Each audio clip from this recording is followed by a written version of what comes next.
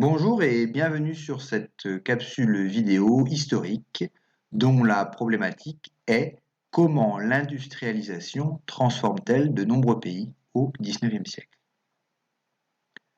Tout d'abord, la révolution industrielle du XIXe siècle repose sur une innovation technique.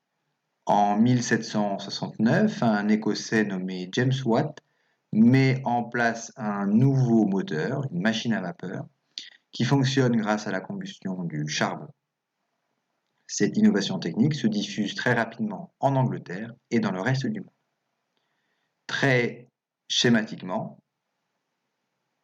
ce moteur fonctionne avec la combustion du charbon, l'eau change d'état et se transforme en vapeur d'eau, et au bout d'un processus technique, on obtient la création d'un mouvement de rotation, ici une roue qui tourne. Cette innovation technique va être utilisée notamment dans les moyens de transport.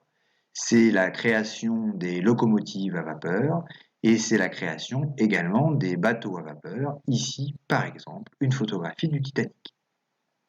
Cette innovation technique est utilisée dans les usines. Par exemple, dans cette usine textile, toutes les machines sont reliées par des bandes à des roues actionnées par des machines à vapeur. Dans cette usine de métallurgie, cette barre de métal en fusion va avoir une forme donnée par un énorme marteau-pilon. Ce marteau-pilon est remonté par l'action d'une roue qui est actionnée par une machine à vapeur. Enfin, cette innovation est utilisée dans les champs, dans le milieu agricole, avec la création des premières moissonneuses-batteuses, toujours actionnées par une machine à vapeur. Cette innovation technique va progressivement transformer considérablement tout d'abord la localisation des usines. Les usines ont besoin de charbon, ce charbon est trouvé dans les mines, beaucoup d'usines vont s'installer à proximité des mines. Cette innovation transforme les lieux de vie de la population, les usines ont besoin de main-d'œuvre, beaucoup de personnes vont quitter la campagne pour aller travailler dans les villes et donc s'installer en ville.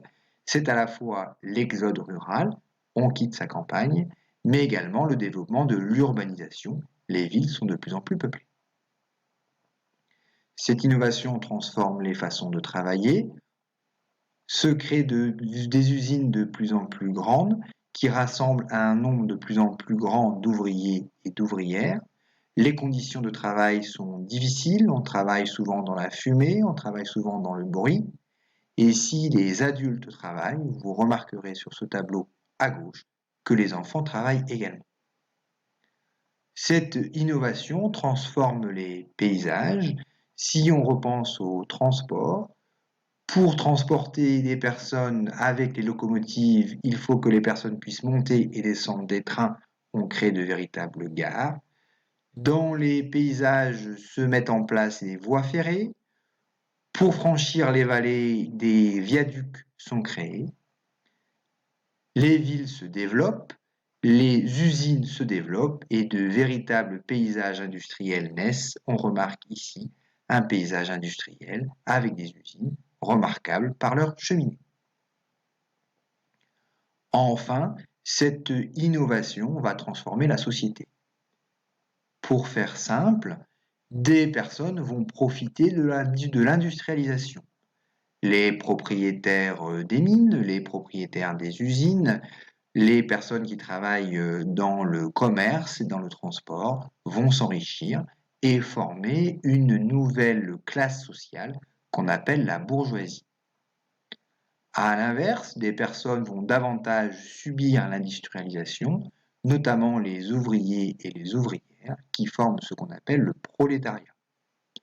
Attention, petit à petit, les conditions de vie et de travail de ce milieu ouvrier s'améliorent. Par exemple, on remarque sur ce document évoquant les lois sociales en France que petit à petit, en rouge, le travail des mineurs est interdit. Qu'en bleu, les ouvriers et ouvrières obtiennent des droits au niveau de leur travail. Et qu'enfin, la journée est de moins en moins longue et que ces ouvriers obtiennent enfin en 1906 une journée de repos par semaine.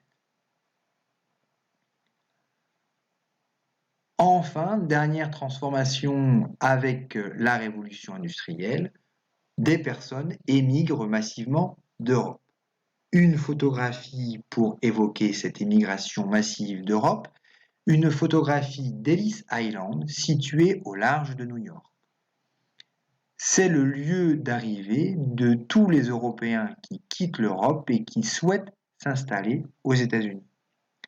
Effectivement, environ 50 millions d'Européens vont quitter l'Europe au XIXe siècle.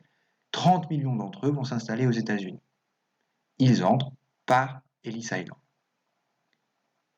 De manière générale, les Européens recherchent les pays considérés comme neufs ou partent s'installer dans les colonies. Merci d'avoir suivi cette capsule vidéo et à bientôt.